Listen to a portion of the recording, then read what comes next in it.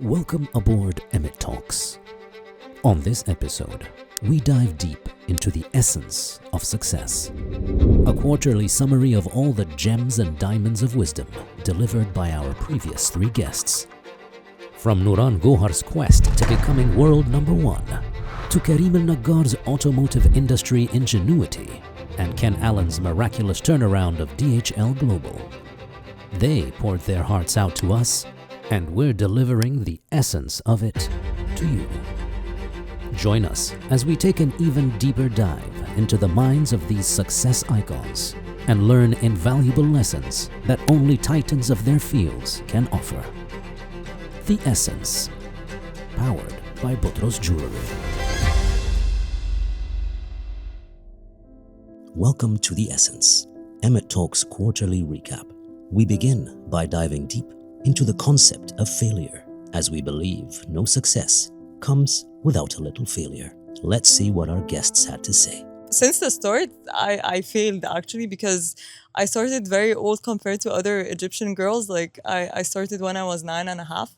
So at the very beginning, everyone was like, that's impossible for you to achieve. Like the competition in Egypt is in squash. It's crazy tough. And when you're 9.5, you're winning tournaments actually. To achieve success, you need to fail and you need to learn from your mistakes. And there's nothing wrong in making a mistake. I always say to my employees, don't be afraid of making a mistake, but don't do the same mistake twice. Then there's something wrong with what you're doing, and you have to really reflect and say, how could you have done something twice, two mistakes with the same thing? My whole success story sort of really originates from a failure. Because what happened was, Deutsche Post bought DHL back in 2002. They tried to make it into a bigger global powerhouse. They made a lot of mistakes along the way. And then when I became global CEO in 2009, we were actually losing 2 billion a year, which is mind-boggling actually when you think about it. We all go through low points, be it personally or professionally. Let's find out how our guests dealt with the low points in their career, personal lives, and more. Those decisions when you have to lay people off, close facilities down, they're the most difficult decisions that you have to make as a manager. Sometimes it's inevitable, and it's really, cleaning up the management mistakes of the past. I'm not sure if that was the case. I think I was very hard on myself, and I was always very lonely. They say it's lonely at the top, but it was also lonely because I didn't get any, let's say, advice or anyone to talk to. I came, I was thrown in the company, and I was, I had to do everything on my own. So no, I was very hard on myself, and maybe I was too hard on myself. But it's a situation I was in. But I used to wake up every morning and tell myself, يعني اصمت be strong. Hold on. I got to world number 2 when I was 18, and then a couple of months later, I dropped to number 8, which is still not bad for my age. But then at that time, it was a shock, because I was like, I should be beating all of them. I'm beating them. So why am I going, I'm not going forward, I'm going backward now. I was just overwhelmed. I felt very unhappy. I got depressed. I didn't know it was depression until after that I realized, okay, I was depressed for a long year. And that's where I had my downfall. I would say that my massive downfall at that time when I was 20.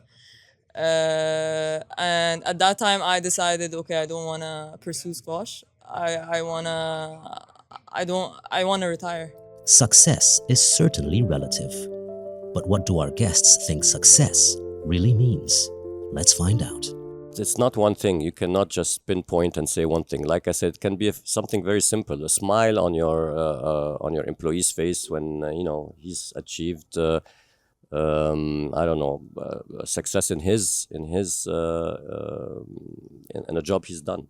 When you look at your employee and he has the smile on his face and he's proud of himself, for you this is success. You're happy. I learned to let it go.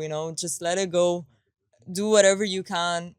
the result is not in your hands, it's in God's hands. What is in your hand is your performance and the work you put in. Everything that I did, bringing in a successor who did a better job than me is probably the one I'm most proud of, right? Because everybody says that finding your successor is the most important part of the role of a CEO, but I'm not sure that everybody really believes that, right? They want all the glory for themselves. And Success also starts with the right mindset. There are winning mindsets, and then there are elite winning mindsets. Let's find out how our guests handle the pressure mentally. If I'm gonna lose it, I need to lose it because I was brave, not because I was afraid to lose. If you lose, it's you because you were brave enough to do something and then it didn't work. But don't be passive, don't be defensive. I feel like the best way to get out of a match ball down or something is actually to attack, not to be defensive. I came after 6 months and I told them, no, I don't want to close it. I've found a way of importing cars and importing appliances, and there's a way to do business. It's out of the box, but it's doable. we got together as a management team and we made a promise to ourselves that this would never happen again, that we were going to build the business for growth, that we were going to take risk, but calculated risk, and we were going to get back onto a growth path, which is just exactly what we did. There is very little point of succeeding unless you enjoy the journey. So let's find out where our guests extract the most joy out of their jobs.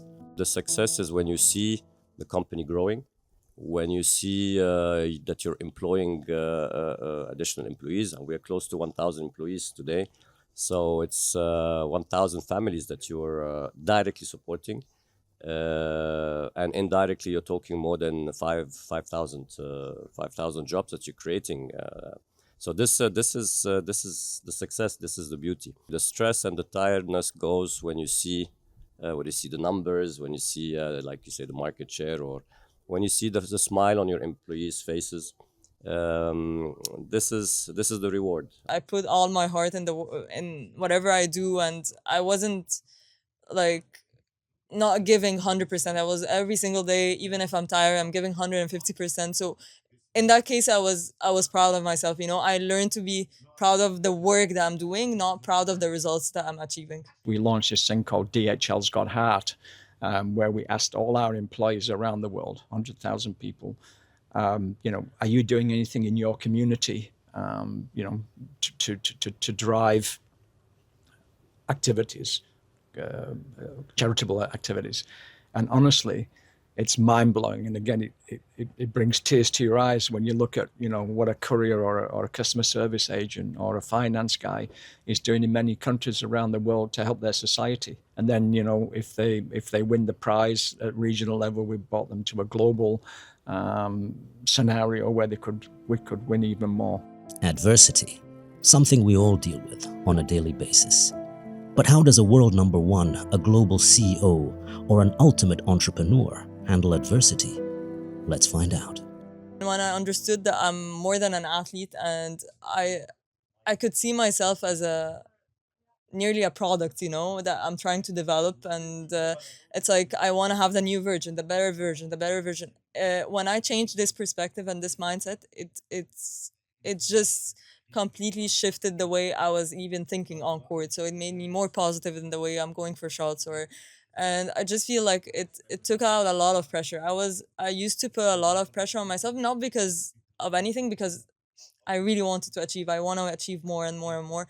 But the more you want it, the more you're going to lose it, actually. They said, okay, we won't be able to pay you a salary. So I said, okay, forget, I don't want salaries. Pay me in shares. At that time, it wasn't common that someone of my age or even older, you didn't have IPOs, you didn't have these sorts of things in general or in Egypt.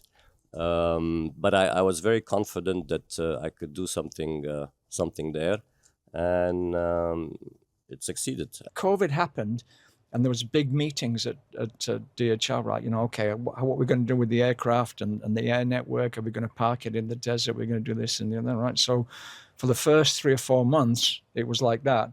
And then after that, the demand was so great, right? We could have used another 30 freighters. In fact, we were looking around the world to where could we pick up other freighters, because the freighter aircraft that were allowed to fly, they were packed everywhere. But I knew that if that decision hadn't been made out in normal times, we could have done something pretty simple and not had to lay people off. I hate the idea of laying people off. It takes years of experience to build your own recipe to success, and not everyone deals with it in the same way. Let's find out what our guests found to be their own secrets to success. Sports is very important, but it's not our entire life. Like, there is more to life than sports. And when you think about it that way, you actually perform better. And you don't have the pressure of like, okay, I need to win. No, I want to win. There is a big difference between I want to win and I need to win. Very important. You have to be, mind has to be, your body, of course, and your mind. They have to be in a good place. And if they are, then you are going to be successful. Of course, you have to put the work. If you're not going to work hard and put the effort into your work, no matter how genius you are, how lucky you are, you're not going to be successful. You have to put the hard work. Loyal customers is the best route to profitability in any industry. If you increase retention rates by 5 or 10%, you can increase the bottom line by 50 to 70%. And so, they're your best route for profitability. So, at the end of the day, you don't need finance people. People will pay you a good amount of money and they'll pay you on time because your service is so good. But it all starts with that motivated people element.